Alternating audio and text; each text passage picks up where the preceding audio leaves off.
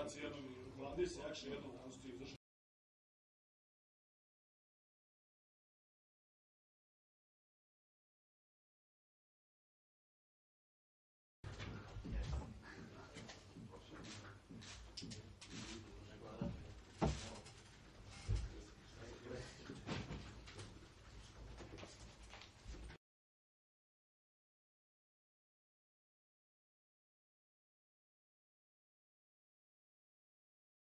Htio bih da se zahvalim upravi Partizana i treneru Stanoviću i stručnom štabu što su mi ukazali ovakvu šansu.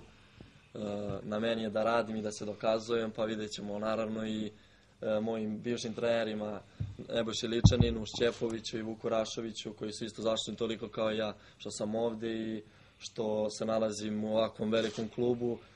Moj san je bio da jednog dana zaigram sa ovakvim igračima u Partizanu, to sam sanjao kao i svaki dečak Partizana omladinske škole, tako da vidjet ćemo, očekuje se od mene mnogo, ja ću da treniram, da radim i da pružam svoj maksimum za fudbalski klub Partizan.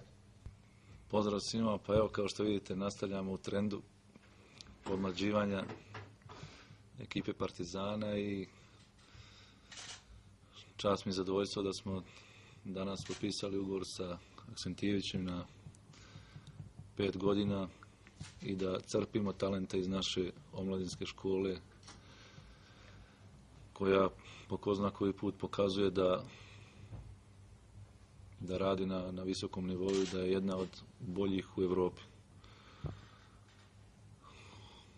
Aksentijević je u prvoj ekipi i stavio je parav sa Partizanom, a isto tako jednu obavezu na sebe da ono što znamo o njemu da ima kvalitet, što je pokazao da treba da potvrdi u narednim godinama koliko bude sa nama. Pa naravno da sam spreman, jeste malo da imam tremu i ipak prvi put će mi biti pred puni stadion da igram pred navijačem Partizana, ali ja se toga ne plašim, pružit ću svoj maksimum i gurati ka pobedi, znači za 1000% ću ući u utakmicu i razmišljat ću samo o pobedi i o daljem plasmanu u Ligu šampiona. Pa dobro, na meni je, šta mi kaže trener, ja ću to da radim, gdje mi kaže da stanem na god da branim, ja ću to da uradim. Znači, desni bek, evo, pronašli su me u desnom beku, ja ću da pružam sve bolje partije što bude mogao i to je to, na meni je da radim, da treniram, pa vidjet ćemo.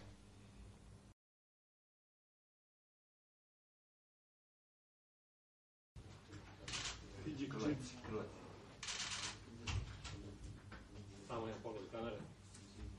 Koji broj izabrani? Uzet ću od Mareta Ivanovića 13.